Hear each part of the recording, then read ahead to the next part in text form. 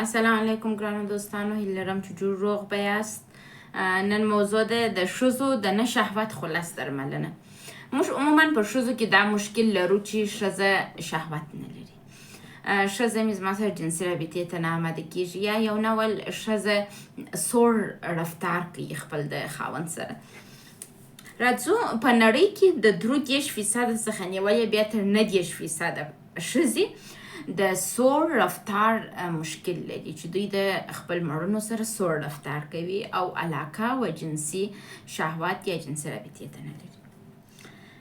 وایي په نارینو کې هم دا مشکل پیدا کېږي چې دوی سرد مجازي یا هم سوړ رفتار خپل د مېرمنې سره ولري، خو دغه کس که چیرې د بلې ښځې سره یې بیا دغه رفتار نه لري. خو ښځې چې د سوړ رفتار مشکل لري هغه یې د ټولو نارینو سره لري. راځو وایي عمومي علت د دغه مشکل کورنۍ ماحول دی. موږ له وړکتوبه نجلۍ سره کم تربیه کوو. موږ د وړکتوبه څخه نجلۍ داسې تربیه کوو چې پام الکانو ته ونه ګورې ګناه لري، لوړ چاته ونه ګورې ګناه لري. ډېر مهم مسایل و د نجونو ته موږ دا ور زده کوو چې ګناه لري. د دې پر ځای چې موږ نجونو ته دا ور زده کوو چې پلانکۍ نارینو ته کتل ګناه لري، الک ته کتل ګناه لري، د الک سره روابط ګناه لري، د دې پر ځای باید دا ور زده کړو چې د نامحرم سره ګناه لري، د محرم سره ثواب لري. د نامحرم سره دا کار مه کوه، د محرم سره یې وکړه. یعنې د محرم نارینه سره ټول شرایط به نجونو ته تدریس سي د وړکتوبه. نو بیا به د نجونو کې یو ډول دلربایي تربیه کیږي. دوی و خپل مړونو ته به شوق لري. که موږ د وړکتوبه نجلۍ ته دا ور زده کړو چې ته د محرم نارینه سره هر څه کولی سي، خو نه، موږ دا کار نه کوو.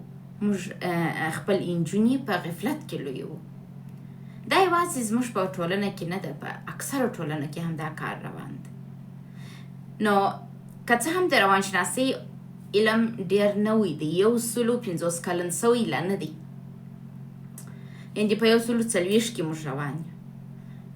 نو چې موږ په دا رقم نوي یو په دا دین کې، په دا مینه کې، په دا روانشناسي کې، په دا شي کې چې په دا دنیا اوس پر ولاړه ده، موږ ډېر نوي یو. نو موږ باید د اوسه څه زده کړو چې خپل راتلونکی نسل داسې وروزو چې هغوی ته ووایو د نامحرمه سره ګناه لري، د محرم سره ثواب لري. داسې به موږ د نجونې ډېر قوي تربیه کړي. بل وایي بعضې ښځې د روابطو په اول روابطو کې ډېر ښي، مثلا د یو نارینه سره چې رابطه شروع کړي، په اول سر کې د نارینه ته ډېر شوق لري، بیا قرار د دوی شوق د منځه ځي.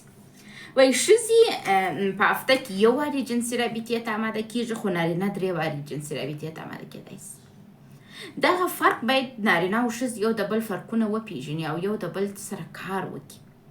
ښځې ولې بعضې وخت د رابطو په اول کې ډېرې باشوقه وي او بیا وروسته یې شوق د نارینه ته خراب سي؟ علت یې څه دی؟ چې د نارینه په صحیح توګه توجه نه ورته کوي، مینه نه ورکوي، نوازش نه ورکوي، خبرې نه ورسره کوي، اهمیت نه ورکوي. دا هغه شان دي، یعنې د ښځې جنسي رابطه پر عاطفو ولاړه ده او د نارینه جنسي رابطه پر بدن ولاړه ده، په سترګو ولاړه ده. هغه چې یو شی وویني تحریکېږي. ښځه داسې یو وجود نه لري. نو موږ باید ښځو ته چې واده وکړو، د واده د اولې ورځې څخه تر اخرې ورځې پورې په یوه سترګه ورته وګورو او ډېر منظم مینه او احترام ورته ولرو. وایي د نارینو میل د جنسي غوښتنه یې همیشه ثابت دی، خو د ښځو دا ثابته نه ده، تغییر کوي. ولې؟ ځکه چې ښځه عاطفي موجود ده. ښځه چې د ورځې په جریان کې کوم کارونه کوي، مثلا د کور کار کوي یا د باندې کار کوي، په دوی کې د نارینو هورمونونه تولیدېږي. خو کله چې دا کور ته راځي او میړه یې هغې ته ناز ورکوي، توجه ورته کوي، په دې کې بېرته د ښځو هورمونونه تازه سي او بېرته هغه ښځیتوب او دلربایي پکښې راپیدا سي. دغسې ښځې لکه زه چې په تنهایي کې ژوند کوي، د ژوند ملګری نه لري، څوک نه لري چې خبرې ورسره وکړي، دا زما په رقم ښځې عموما د نارینو خاصیتونه اخلي. اوس زه یم، زما سره په مسلسل توګه څوک خبرې نه کوي چې ما نوازش کړي، نو په ما کې د نارینو خویونه ډېرېږي، نه د ښځو. نو تاسو کوشش وکړئ چې خپل ښځې در سره یې هغوی مسلسل توګه لکه ګل ته چې اوبه ورکوئ، ښځې ته هم عاطفه ورکوئ، تر څو هغه وتوانېږي ستاسو سره په صحیح توګه یو ښه جنسي رابطې ته داخله سي. د ښځې جنسي میل د محیط په محیط پورې هم تړلې ده. ګورئ بعضې ښځې چې مهاجرت وکړي خپل د وطن څخه بل وطن ته ولاړې سي، مهاجرت د دوی پر اعصابو ډېر بد تاثیر وکړي نسبت به نارینو ته، نو د دوی میل جنسي غوښتنه یې کمه سي. او بعضې ښځې چې تحصیل وکړي، هغه ښځې چې تحصیل نه لري یعنې زده کړې یې ډېرې نه کړي، او هغه ښځې چې ډېر زده کړې وکړي د هغې هم شهوت کمیږي. تحصیل د دې سبب کېږي چې په ښځو کې شهوت کم سي. خو اوس د دې حل لاره بیا دا ده چې هغه مقابل طرف نارینه یې باید ډېره توجه ورته وکړي، ډېرې نوازش کړي، ناز ورکړي، توجه ورته وکړي، مینه ورکړي، تر څو هغه بېرته د ښځې هورمونونه په دې کې پیدا سي. پیشرفت، پیسې ګټل، پیسه چې هم یو ښځه وګټي بیا نارینو ته شهوت کمیږي. نو د دې لپاره چې دغه مشکلاتو سره موږ مبارزه وکړو، باید ښځو ته په مسلسل توګه عاطفه مینه ورکړو. تاسو چې هر څومره مسلسل به هغې ته مینه ورکوئ، هغومره هغه تاسو ته جذب کېږي او تاسو ته باشهوته کېږي.